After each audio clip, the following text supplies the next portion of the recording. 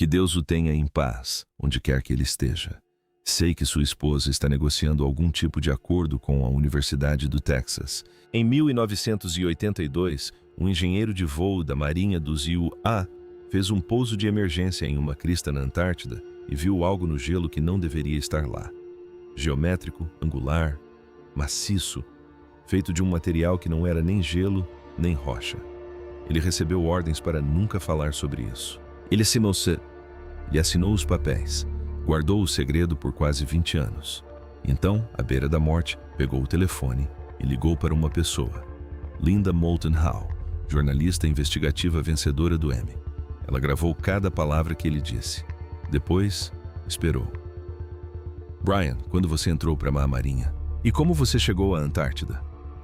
Eu me alistei em julho de 1976. Para ir à Antártida, você precisa se voluntariar. Não é um posto de serviço para o qual você é designado. Consegui ordens para o Esquadrão de Desenvolvimento Antártico 6, conhecido como Voopus e 6, porque, ao longo dos 25 anos seguintes, mais testemunhas apareceram. Pessoal da Marinha, cientistas, contratados, oficiais do NORAD, todos descrevendo partes da mesma coisa enterradas sob o gelo antártico. Todos eles silenciados. Todos eles, um a um, decidiram antes de morrer que Linda era a única pessoa em quem confiavam para contar ao mundo. Agora, aos 81 anos, Linda finalmente compilou todos os depoimentos, todas as coordenadas, todos os detalhes confidenciais, e está falando. Ela disse: "Antes de morrer, preciso contar a verdade, porque as pessoas que me contaram essas coisas estão morrendo. E se eu não compartilhar o que elas revelaram, esse conhecimento morrerá conosco." Foi isso que eles encontraram. O homem na crista da montanha. Era 1982. Um engenheiro de voo da Marinha, cujo nome Linda protege até hoje, estava em uma missão de rotina de suprimentos da estação McMurdo para um remoto acampamento de pesquisa no interior da Antártida. Em algum lugar sobre a camada de gelo, uma falha no equipamento forçou a tripulação a pousar prematuramente em uma crista exposta. O vento batia forte na fuselagem. Temperaturas tão baixas que a pele exposta queimava em segundos. O tipo de lugar onde você conserta o que está quebrado e vai embora. Mas enquanto a tripulação trabalhava nos reparos, o engenheiro de voo olhou para a crista e parou.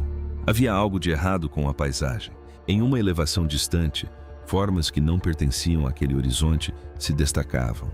Geométricas, simétricas, regulares demais, angulares demais, precisas demais para serem formações de gelo.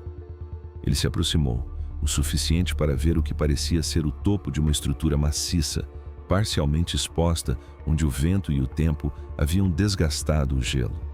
Era angular, era sólida e era feita de algo que claramente não era natural. Antes que pudesse alcançá-la, o rádio estalou. Ordens: retorne imediatamente a McMurdo. Sem explicações, sem discussão. Quando pousaram, oficiais de inteligência os aguardavam. A tripulação foi separada, interrogada individualmente e informada de que seus registros de voo agora eram confidenciais. Assinaram acordos de confidencialidade adicionais e receberam uma única instrução. Isso nunca aconteceu. Agora, aqui está o que você precisa entender sobre Linda Moulton. Ela não é uma teórica da conspiração com um canal no YouTube. Ela é uma jornalista investigativa premiada com um Emmy, que passou mais de 4 décadas entrevistando militares, cientistas e funcionários do governo. Ela construiu sua carreira com base em evidências documentadas, credenciais verificadas e fontes que podiam ser corroboradas. Quando o engenheiro de voo a contatou em 1998, aposentado aos 70 e poucos anos e sabendo que seu tempo estava se esgotando, ela não se apressou em publicar. Ela o entrevistou por horas. Ela verificou o histórico militar dele. Confirmou suas credenciais. O relato incluía coordenadas específicas, datas exatas e os nomes de outros membros da tripulação naquele voo. Tudo batia. Mas Linda sabia que uma testemunha não era suficiente, então arquivou o depoimento. Não contou a ninguém e esperou. Ela não fazia ideia do que estava prestes a começar. Se isso já está te arrepiando, inscreva-se, porque o que vem a seguir faz isso parecer um aquecimento. O padrão. Nos 20 anos seguintes, eles vieram até ela um a um. Militares, cientistas, contratados, pessoas que não tinham nenhuma ligação entre si, que nunca haviam se encontrado, que haviam sido alocadas em bases diferentes em décadas diferentes, todos contando a Linda partes da mesma história impossível. Um geólogo que havia realizado levantamentos com radar de penetração no gelo sentou-se à sua frente com o maxilar tenso e a voz quase inaudível. Ele havia encontrado cavidades sob o gelo, não pequenos bolsões, vazios enormes, geometricamente regulares, muito profundos e estruturados demais para serem cavernas naturais. Quando ele sinalizou os dados, o rosto do seu supervisor empalideceu. As leituras foram classificadas em poucas horas. Toda a sua equipe foi realocada. Ele nunca mais viu aqueles dados. Um batalhão de construção da Marinha descreveu ter sido enviado para um sítio de escavação secreto a quilômetros de qualquer estação de pesquisa oficial. Sem briefing científico, sem missão de coleta de amostras de gelo, apenas perfuração direta para baixo. E no fundo do poço, ele viu algo que lhe causou reviravoltas. Estruturas metálicas, paredes que pareciam fabricadas, superfícies lisas demais, calculadas demais, perfeitas demais para serem geológicas. Ele as encarou e pensou: alguém construiu isso. Um cientista da base de Epironza, na Argentina, disse a Linda que equipes de pesquisa ocasionalmente extraíam artefatos de núcleos de gelo com mais de 12.000 anos. Todas as vezes, sem exceção, os militares chegavam, confiscavam as amostras e as faziam desaparecer. Sem registros, sem relatórios, sem artigos publicados. Desapareceu. Um piloto que realizou missões por todo o continente descreveu uma zona de exclusão aérea que não constava em nenhuma das cartas aeronáuticas públicas. Uma área restrita inteira onde voos civis eram proibidos e voos militares exigiam níveis de autorização que quase ninguém possuía. Quando perguntou a um superior o que havia lá embaixo, a resposta foi curta: pesquisa confidencial. Pare de perguntar. Nenhuma dessas pessoas se conhecia. Nenhuma delas tinha visto as outras entrevistas de Linda. Mas todos os depoimentos apontavam para a mesma conclusão. Algo antigo e estruturado estava enterrado sob o gelo da Antártida, e vários governos sabiam disso. Linda sentou-se com todos esses relatos espalhados sobre sua mesa e sentiu o peso do que tinha em mãos. Não se tratava de uma única história. Era um padrão que ela não podia ignorar e que ainda não podia provar. Mas então alguém a contatou e mudou tudo. O depoimento que mudou tudo. Era 2016. Linda recebeu uma mensagem de alguém que ela mais tarde descreveria como a fonte mais confiável que já entrevistou em toda a sua carreira. Um oficial aposentado do NORAD. Informação confidencial. Parte de uma operação na Antártida no início dos anos 2000 que não consta em nenhum registro público. Sua identidade é a que Linda protegeu com mais zelo do que qualquer outra. Quando ele começou a falar, Linda se calou porque o que ele descreveu não apenas complementava os depoimentos anteriores, como os conectava. Cada relato isolado, cada fragmento, cada detalhe inexplicável de 20 anos de entrevistas, de repente, se encaixou como peças de uma máquina se encaixando. Segundo seu relato, baseado no que lhe foi informado e no que testemunhou pessoalmente, sob a camada de gelo da Antártida Ocidental, a uma profundidade de aproximadamente 2 metros, existem múltiplas estruturas de origem artificial. Não são anomalias geológicas, nem formações de gelo, nada que pertença a um livro de geologia. Estruturas construídas por alguém, projetado com intenção e precisão. E são antigas, muito mais antigas que o gelo que as sepultou. São anteriores à última era glacial, o que significa que foram construídas quando a Antártida era um continente verde e temperado, com rios e florestas. Há mais de 12.000 anos. Pense nisso por um segundo. Mais de 12.000 anos. Isso é milhares de anos antes da Suméria. Milhares de anos antes da primeira dinastia egípcia. antes de todas as civilizações que chamamos de antigas. Ele contou a Linda que essas estruturas foram detectadas pela primeira vez na década de 1940, mas durante a Operação High Jump, a enorme expedição à Antártida de 1946 a 1947, liderada pelo almirante Richard Byrd. Oficialmente, a missão era estabelecer bases de pesquisa e treinar pessoal para as condições polares. A realidade secreta, segundo essa fonte, era completamente diferente. Levantamentos sísmicos detectaram anomalias nas profundezas do gelo que ninguém conseguia explicar e sobre as quais ninguém deveria falar. E aqui está a parte que deveria te deixar perplexo. Desde então, por mais de 7 décadas, os Estados Unidos, a Rússia e, mais recentemente, a China, vêm realizando operações secretas de recuperação na Antártida. Não se trata de pesquisa, recuperação, escavação arqueológica e recuperação tecnológica conduzidas de forma totalmente separada dos programas científicos públicos que operam sob o Tratado da Antártida.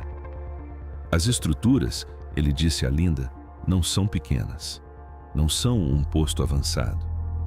O que foi encontrado parece ser um extenso complexo urbano, com edifícios, infraestrutura e tecnologia, sugerindo uma civilização tão avançada que desafia todas as nossas suposições sobre a história da humanidade. Algumas áreas são acessíveis através de cavernas de gelo naturais, onde o movimento das geleiras criou aberturas. Outras estão sendo alcançadas por meio de operações de perfuração disfarçadas de pesquisa científica de rotina, e a tecnologia está sendo extraída dessas estruturas. Preste muita atenção a isso. Parte disso ainda funciona. Nem tudo é compreendido, mas dispositivos funcionais foram recuperados e estão sendo estudados em instalações secretas. Linda fez a pergunta que qualquer jornalista faria. Prove. O oficial forneceu as coordenadas. Forneceu documentos internos com trechos censurados, mas que mostravam as designações de projetos confidenciais nos locais exatos que ele descreveu. E deu a ela nomes de outros funcionários envolvidos nessas operações, pessoas que ela poderia encontrar, pessoas para quem ela poderia ligar. Mas o que não saía da cabeça de Linda era o silêncio do outro lado da sua própria mente. 20 anos de depoimentos dispersos haviam se transformado em uma única história. E aquela história era maior do que qualquer coisa que ela já tivesse investigado. O que ela ainda não sabia era que o depoimento mais perturbador ainda estava por vir.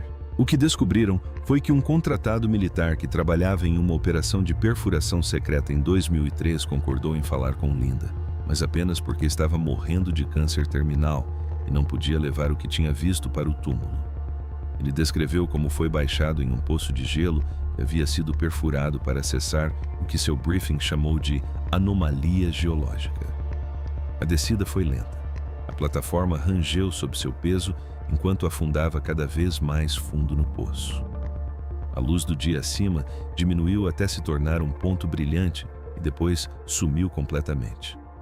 As paredes eram de gelo, brancas com veios azuis, sem detalhes. O frio era total. Os únicos sons eram o zumbido do guincho e sua própria respiração ecoando nas paredes do poço. Então, a mais de 1 quilômetro de profundidade, algo mudou. O gelo parou, não gradualmente, simplesmente acabou. As paredes se transformaram em algo liso, quase metálico. Uma superfície com um leve brilho que refletia a luz de sua lanterna. Uma superfície que não deveria estar a 1,5 km abaixo de uma camada de gelo antártica. A temperatura parecia diferente. A acústica mudou. Até o ar tinha uma qualidade diferente, como passar de uma sala para outra. Ele desceu da plataforma para uma cavidade que era claramente, inequivocamente artificial. O espaço se abriu ao seu redor. Era enorme. Havia marcas nas paredes, símbolos, padrões geométricos diferentes de qualquer sistema de escrita que alguém da sua equipe já tivesse visto. A equipe permaneceu em silêncio, lanternas cortando uma escuridão que não havia sido perturbada em milhares de anos. Então ele viu, embutido na parede oposta, uma porta, não uma rachadura, não uma fresta. Uma entrada construída, emoldurada, deliberada, levando-a a algum lugar mais profundo. Suas mãos tremiam. Ele podia sentir o pulso na garganta. A equipe não estava autorizada a ir mais longe. Isso exigiria um nível de acesso que nenhum deles possuía. Mas ele observou enquanto cientistas e militares com equipamentos especializados se preparavam para entrar. Eles se moviam com a calma e eficiência de pessoas que já haviam feito isso antes. Ele foi enviado de volta à superfície. Recebeu um bônus substancial. Assinou um acordo de confidencialidade que o ameaçava com processo criminal. E carregou o que viu em silêncio por anos, até que o diagnóstico de câncer tornou o segredo sem sentido. Ele disse a Linda: "As pessoas precisam saber que encontramos algo lá embaixo. Algo que muda tudo o que pensamos saber sobre a história. Agora, ouça o que mais a investigação de Linda revelou. Porque os depoimentos não pararam. Eles se intensificaram. Um analista de imagens de satélite contou a ela que viu certas coordenadas da Antártida serem apagadas digitalmente de dados públicos. Não apenas com a resolução reduzida, mas ativamente obscurecidas, borradas, apagadas. Ele tinha visto os originais antes do processamento. Formas retangulares, formações que pareciam artificiais. Ele ficou sentado em sua mesa, olhando para estruturas que não deveriam existir. E quando mencionou o assunto aos seus superiores, disseram-lhe que aquelas áreas estavam sob protocolos de acesso especiais, não sendo da sua conta. Um cientista de materiais que analisou brevemente amostras de operações de recuperação na Antártida descreveu ligas que não correspondiam a nada em qualquer banco de dados conhecido. Resistência à corrosão fora de série. Relações de resistência que não deveriam ser possíveis. Fabricando assinaturas que a tecnologia atual não consegue replicar. Um coordenador de logística do Programa Antártico da NSF encontrou listas de equipamentos que não correspondiam a nenhuma missão de pesquisa conhecida. Ferramentas industriais de escavação, contêineres de transporte lacrados com escolta militar armada, remessas encaminhadas por canais do Departamento de Defesa totalmente fora da supervisão científica. Cada nova testemunha acrescentava algo mais perturbador que a anterior. Símbolos esculpidos nas paredes que nenhum linguista de qualquer equipe conseguia decifrar. Equipamentos eletrônicos que apresentavam mau funcionamento perto de certos sítios de escavação, instrumentos girando, leituras disparando devido à interferência eletromagnética sem fonte identificável, e então a alegação que causou um choque em toda a rede de Linda. Múltiplas fontes confirmaram independentemente que os artefatos recuperados haviam sido transportados para instalações secretas dos EUA para engenharia reversa, não para estudo de engenharia reversa. O quadro não era mais fragmentário, era enorme e clamava para ser contado, mas contá-lo significava arriscar tudo o que Linda havia construído ao longo de 40 anos. O silêncio. Em 2020, Linda tinha mais de 15 depoimentos confiáveis, coordenadas verificadas, nomes e afiliações confirmados, um conjunto de evidências que, em conjunto, apontava para um dos segredos mais importantes da história moderna. Então, suas fontes começaram a morrer uma a uma. As pessoas que lhe confiaram os segredos mais perigosos de suas vidas estavam ficando sem tempo. O engenheiro de voo da Marinha, o homem na crista da montanha, aquele que deu início a tudo com um telefonema em 1998, morreu em 2019. Linda recebeu a notícia e a assimilou em silêncio. Depois, o oficial do NORAD, sua fonte mais importante, o homem cujo único depoimento conectou 2 décadas de relatos dispersos em um quadro impressionante. Ele morreu em 2022. Outros estavam em declínio acentuado. Leitos de hospital, cuidados paliativos, memórias desvanecendo. E Linda, agora com mais de 80 anos, compreendeu algo com brutal clareza. Ela estava se tornando a última pessoa viva que mantinha todos esses testemunhos unidos, o último elo que conectava as testemunhas ao mundo. Essa constatação a transformou. Não apenas a motivou, como a aterrorizou. Porque se esperasse mais, 25 anos de investigação, o trabalho de uma vida inteira de uma dúzia de homens moribundos que escolheram a verdade em vez do silêncio, desapareceria, sumiria, como se nada daquilo tivesse acontecido. Em uma entrevista de 2023, ela disse: "Percebi que se não contasse essa história por completo, com todos os detalhes e todas as fontes que eu pudesse citar de forma responsável, ela se perderia. Esses homens confiaram em mim. Tenho a responsabilidade de garantir que seus depoimentos sobrevivam." No final de 2023, ela começou a reunir o que chama de relatório abrangente sobre a Antártica. Cada depoimento, cada coordenada, cada nome de operação, cada prova coletada ao longo de 25 anos de investigação. E no início de 2024, ela divulgou partes do relatório através do site earthfiles.com. Ela publicou coordenadas específicas, onde testemunhas relataram estruturas expostas ou pontos de acesso subterrâneos. Compartilhou documentos desclassificados da Operação High Jump com trechos censurados que insinuavam objetivos muito além de estações de pesquisa. Apresentou transcrições de depoimentos anonimizados com detalhes suficientes para estabelecer credibilidade. Compilou imagens de satélite mostrando ocultação artificial de dados exatamente sobre as áreas identificadas por suas fontes. E fez um desafio direto. Outras nações têm satélites.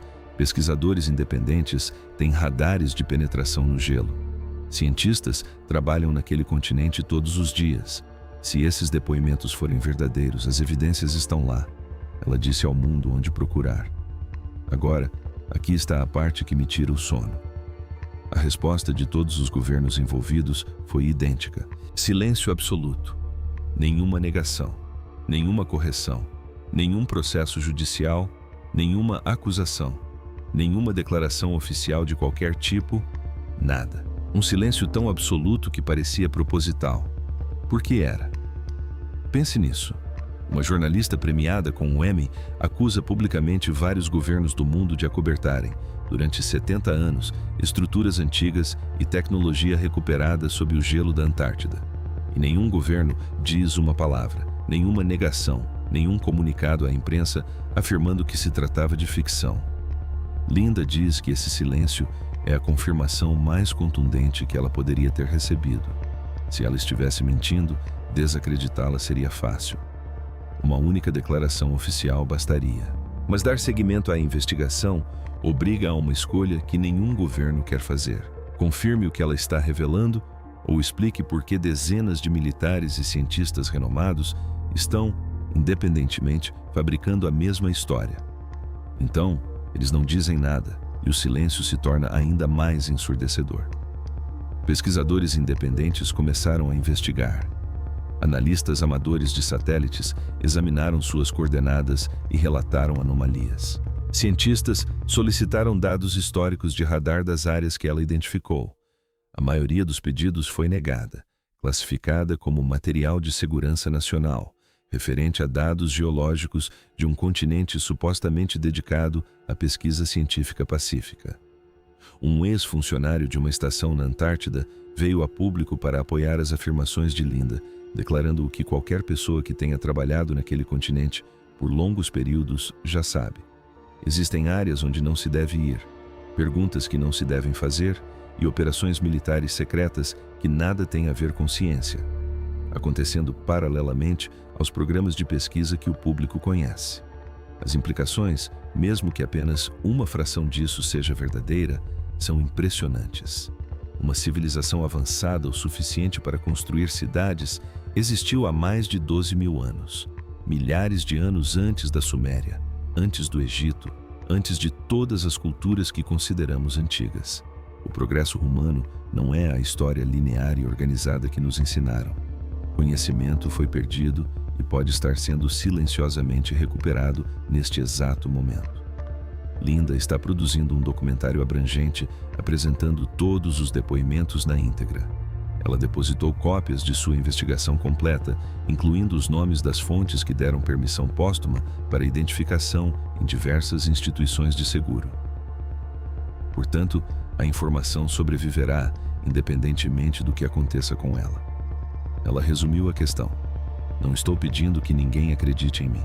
Estou pedindo que observem os testemunhos.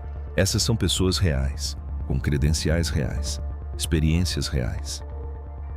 E se ao menos metade do que me contaram for verdade, estamos vivendo em um mundo muito diferente daquele que nos ensinaram. A maioria dessas testemunhas já faleceu, mas seus depoimentos estão documentados. Seus relatos foram preservados. E Linda Moulton Howe, aos 81 anos, cumpriu sua promessa a cada uma delas. Ela disse a verdade. Ela. Mas eis a pergunta que não me sai da cabeça. E eu acho que você também não consegue. Se vários governos sabem da existência de estruturas sob a Antártida há mais de 70 anos, se eles vêm recuperando tecnologia de uma civilização que antecede tudo o que está em nossos livros de história, se construíram todo um aparato de sigilo em torno disso, enquanto nos dizem que o continente não passa de gelo e pinguins, então o que mais eles estão escondendo? E o que acontecerá quando não puderem mais esconder? Se você chegou até aqui, já sabe que este canal não ignora as histórias que importam. Inscreva-se. Compartilhe com alguém que precisa ver isso.